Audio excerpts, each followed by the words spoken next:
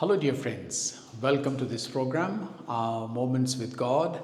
And as earlier I have told you, I try to share with you my reflections on the daily Mass readings. But sometimes when there is an important saint in the Catholic calendar, then I speak about also the life of the saint. The purpose is basically not just to inform you about the life of a saint, but also to be inspired and to take something from the life of an important saint. And I hope that you are also sharing the videos with others. Thank you. Today, as you see, I stand before a wall and I'm not outside. And here is the picture of Pope John XXIIIrd, who was canonized in 2014 by Pope Francis as Saint John the 23rd. He was beatified in year 2000 by Pope John Paul II. But he is a very, very special Pope, as you would know. His baptism name was Angelo Roncalli, and he was born in 1881 and died in 1963. But do you remember this date, 1963? No, maybe many of you remember. Certainly, some of you were already grown up. I was only 11 years old, running into my 12th year. When I remember clearly, I was walking to the church in Ajmer when I heard the news that Pope John the 23rd had died. Of course, I was too small for then to understand the importance of this Pope.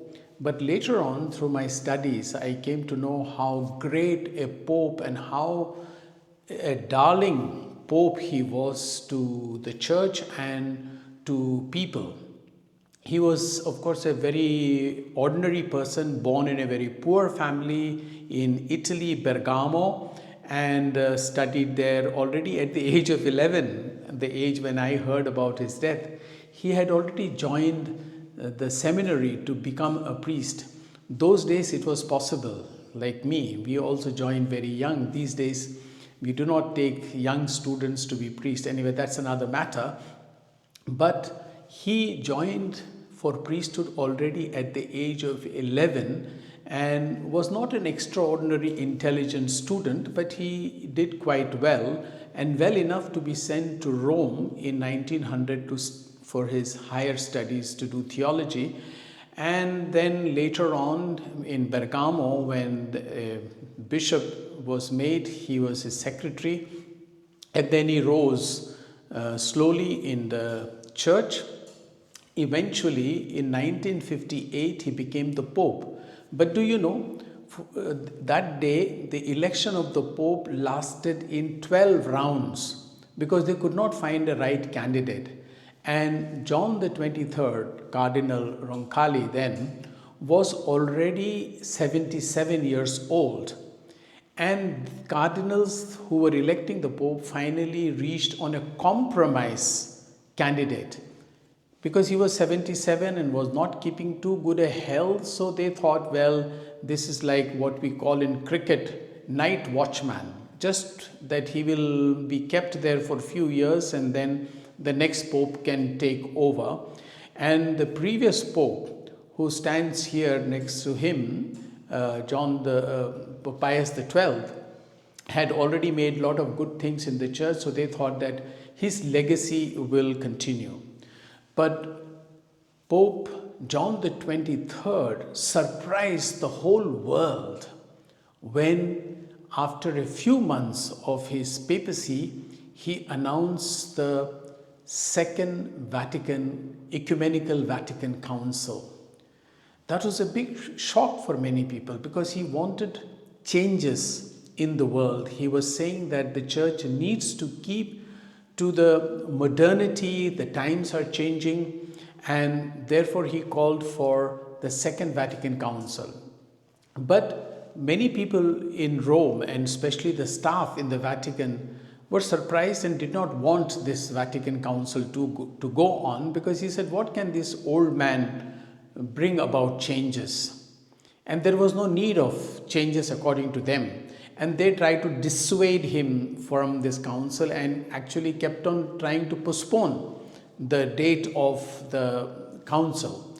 But the more they tried to postpone it, the more John the 23rd brought it forward, and he had a clear agenda for the reform of the church. It is famously said that he said, let us open the windows in the Vatican and let fresh air come into the Vatican. We are already burdened with old rules and regulations.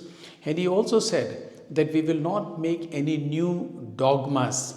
Let us make it a reconciliatory council and ecumenical council. And he invited for the first time observers from the Anglican Church, from the Orthodox Church, and from many other churches as observers in the Second Vatican Council.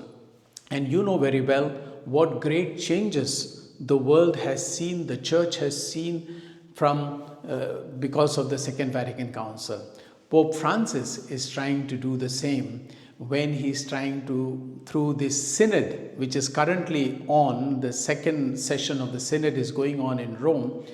Pope John the 23rd and I think Pope Francis on that level are on the same level, trying to bring reform into the church and trying to bring church closer to the people, because they believe the church is of the people and not of the bishops and not of the priests and not of the nuns, but it is the people of God who make the church, and it is bringing the church closer to the people of God or people of God closer into the church. Let us hope that we too can contribute our own substantial bit to making our church modern, attractive, and yet true to the calling of Jesus. And if you like the video, you may please share it with others and also subscribe to the channel. Thank you.